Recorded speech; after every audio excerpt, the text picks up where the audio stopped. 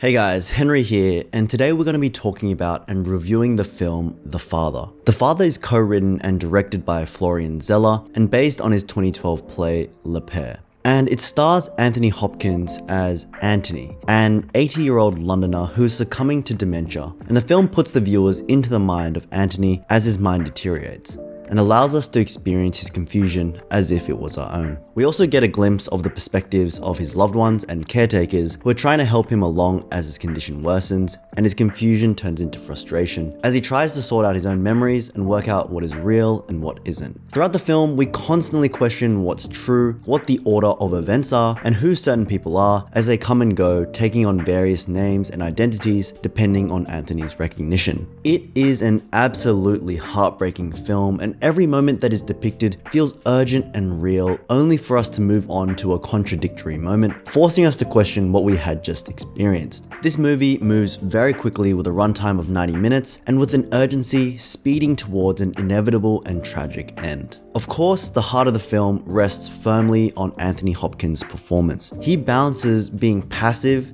charismatic, and aggressive, sometimes all within one breath. But I was most impressed by how he handled embarrassment. As his confusion and his muddled memories worsen, he continues to put on a brave face and pretend that nothing is wrong, unwilling to admit what is happening to him, unwilling to accept his fate, embarrassed of being seen as weak and unable to take care of himself. This softness and vulnerability really took his performance to the next level. And although you can see how his actions are impacting and hurting the people around him, you can't help but also understand the fear and embarrassment Anthony is going through. And his daughter, Anne, portrayed by Olivia Colman, does a brilliant job as always in her supporting role. Not only is Anthony going through this, she equally must go through this struggle with her father. And she tries her best to hold everything together while the situation is clearly falling apart around her. Here she has to manage trying to help and take care of her father, who is defiant and is also slowly losing himself. And Olivia Colman holds these moments so masterfully, where she manages to hold a smile while the tears well up in her eyes or flinch ever so slightly, yet maintain her patience while her father just absolutely rips into her. Her character clearly loves her father very, very much and is willing to do anything for him. And yet in his confusion, he's unable to appreciate anything she does for him, accusing her of trying to steal his apartment and constantly saying how much more he loves her sister. But still, she must persist. And we're also given another perspective on the other side of the spectrum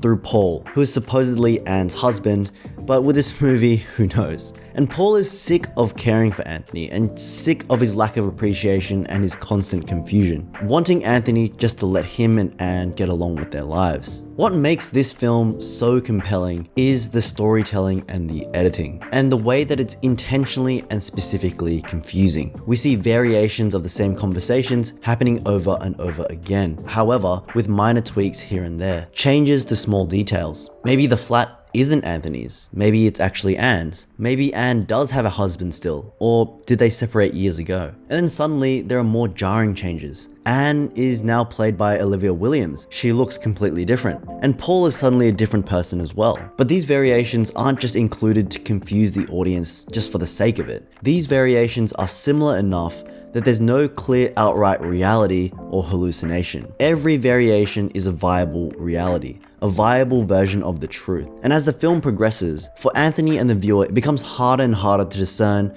what has and what has not happened. And it never feels gimmicky, and it's always used to reflect the changes within Anthony's mind and mood. And of course, I need to mention the production design because it was absolutely on point, further adding to this intentional and uncomfortable confusion. The flat changes ever so slightly, whether it be different tiles in the kitchen or a different layout to his bedroom, or whether it be a white grocery bag instead of a blue grocery bag holding the chicken for that night's dinner. Production designer Peter Francis did a brilliant job creating subtle visual variations within the same enclosed setting, being the flat. Now, the plot is fairly simple and straightforward, yet intrigue and suspense is masterfully built up throughout, even with the majority of the film occurring in the one flat. There isn't just one puzzle that Anthony is trying to solve, it's all of them. Where is my watch? Is this my flat? Where is my daughter? Who are these people? And all of this really added up to a beautifully told story and an encapsulation of the experience of dementia, a terrible disease that burdens many families. The variations that Anthony experienced, both in his interactions with the people around him and his physical surroundings,